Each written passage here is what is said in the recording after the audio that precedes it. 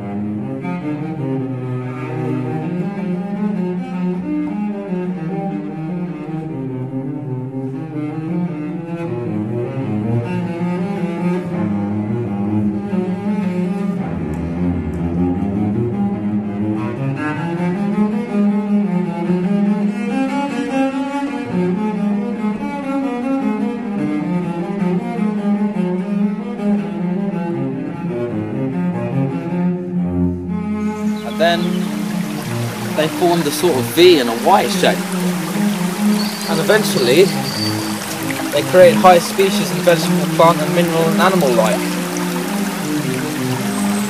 And you notice that the animal life has veins and vessels that are shaped just like the currents of the sea and the stream.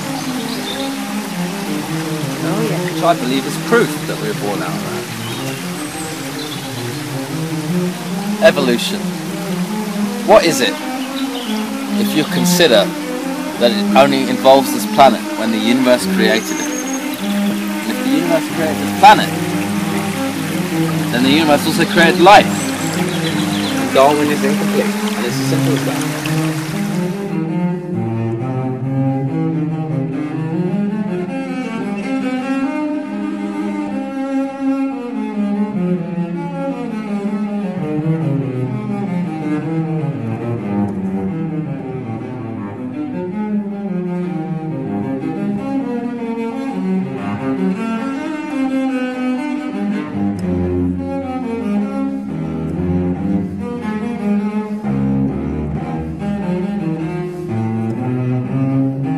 Radio Corporation America, or RCA, have known all about the magnetic local field, the local magnetic field of planets such as the Moon, literally pouring billions and trillions of watts of wave energy into the Moon.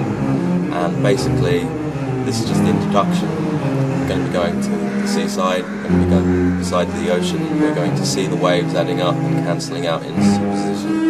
And we're going to discuss how Dr. Nikola Tesla, Wilhelm Reich, and others, such as he decided. Over there, changing. Over there. Look. I'm looking at this spine in the middle. Yeah, but look, you've got some wonderful ones over there as well. Wonderful, and they're in the process of changing. See, I think that bank's just about to flood there. See, it's flooding. See, it's extending itself out.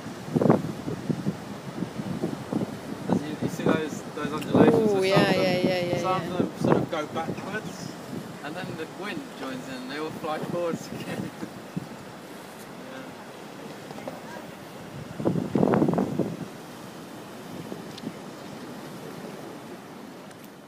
In a historical perspective, by taking a look at this Ptolemaic theory, we can get an idea of the general characteristics of inventive theories.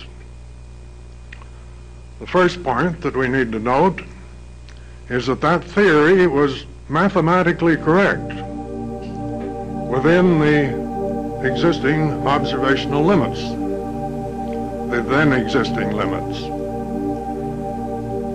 That is a general characteristic of all inventive theories because they are invented for that specific purpose. They are specifically designed to fit mathematics that are already known. The second point, significant point, is that that theory, the Ptolemaic theory, was conceptually wrong. The interpretation of the mathematics was wrong. That again is a general characteristic. It applies to all inventive theories because of the circumstances under which they're invented. As many observers have pointed out, long-standing problems in science do not continue to exist because of a lack of competence on the part of those who are trying to solve them. Nor do they continue to exist because of a lack of methods by which to go about solving them. They continue to exist because some piece or pieces of information that are essential are missing. In the case of the Ptolemaic theory, there were two such pieces of information. The Greeks did not realize that the planets revolve around the sun rather than around the earth. And they did not know that there is a force of gravitation controlling those movements. Without those two pieces of information, neither the Ptolemaic theory nor any other theory that was invented to explain the mathematics could have been correct. Now that is a general characteristic of inventive theories. And I'm stressing it at this time because it will be important later on in other connections. If the information is available, all the essential information is there, then there's no need to invent a theory. Then we can obtain it by inductive means. If the essential information is not there, then any theory we invent cannot be conceptually right. In view of the practically unlimited opportunity for making ad hoc assumptions, that is, adding epicycles, an inventive theory never comes to the fate of the inductive systems of theories. The inventive system may fail to account for a few things at any given time, but there's never the big accumulation that characterizes an inductive theory, an inductive system of theory that's fallen behind the progress of discovery. But the inventive theory, ultimately an inventive system of theories, inventive science I might call it, ultimately encounters a fate of its own. Sooner or later we just have too many epicycles. And in the meantime, the progress of observation and the construction of inductive theories of lower rank is continued, so that ultimately we get to the point where the scope of those theories is broad enough to challenge the prevailing inventive theory. And then the inventive theory goes to the boards. Now that's what happened to the Greek inventive system about 500 years ago. And at that time,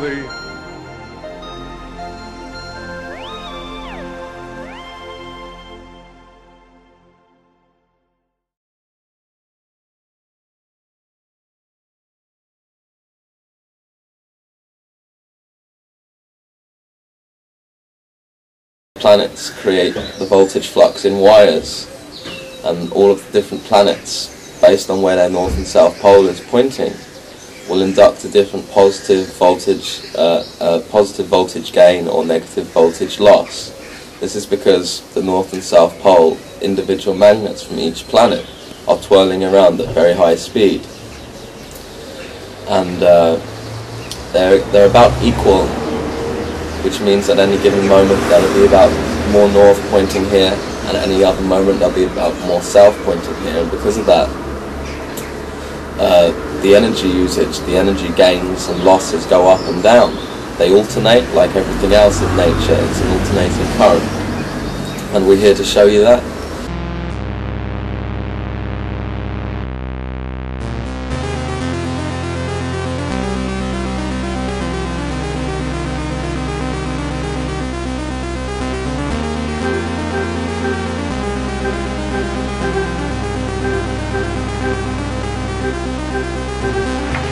As wireless progressed, Tesla established the system where he could transmit longitudinally through the Earth electrical power at a velocity of 291,000 miles per second.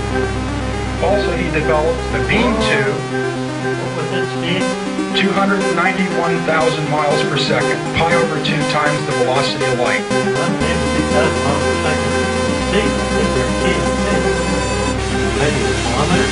No, it's pi over 2 times the velocity of light. There's a different set of dimensions. Velocity of light simply is an expression of the ratio of energy to mass.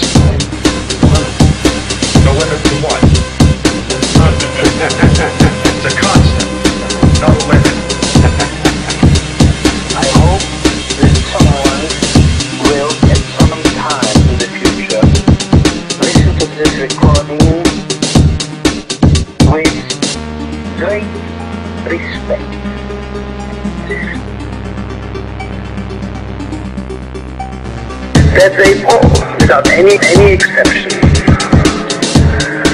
are against, I say, are against what I am doing. Every single one of them, fighting interferes with my effort to process it out, blot out, flatten out, that one thing or another, whatever it may be, to diminish my effort, to diminish the effect of my effort, to blot out the sharpness and acuity of my thoughts, to reduce to rubble and nothing, or nothing.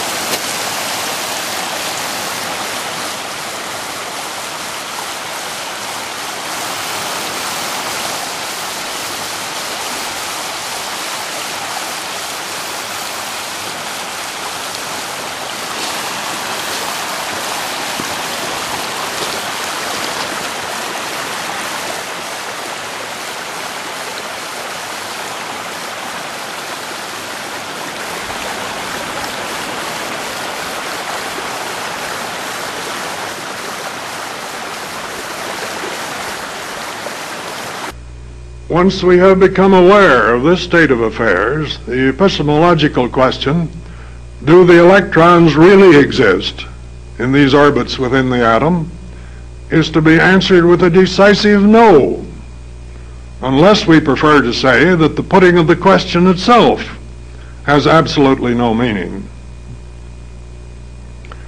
Here we have a good example of the difference between induction and invention in the construction of the theory. And since I'm making this my principal point, I want to elaborate on it a little. Such men as Newton and Einstein were very much aware of that difference.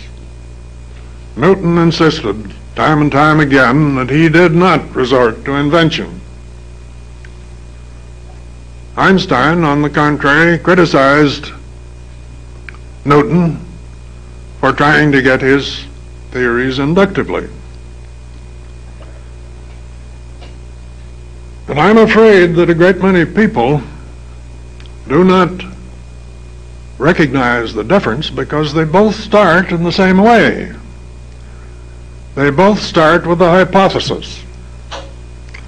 That's the only way we're going to arrive at something more general than what we already have. We have to start with a hypothesis. But the Newtons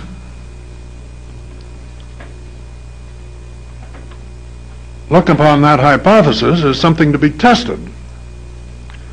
They test the hypothesis, and if it doesn't fit the facts, they throw it out and try a new hypothesis, or at least a greatly modified hypothesis. They test that, and if that doesn't work, they try another one. On the other hand, the Einsteins take that hypothesis and test it, and if it doesn't work, they invent something to make it work. And if that doesn't work quite right, they invent something to help the first invention make it work. Now, you may think I'm being funny on this, but read Einstein himself, and he tells you exactly that same thing in different words. As he said, it has to be pure invention. But that's the difference between induction and invention.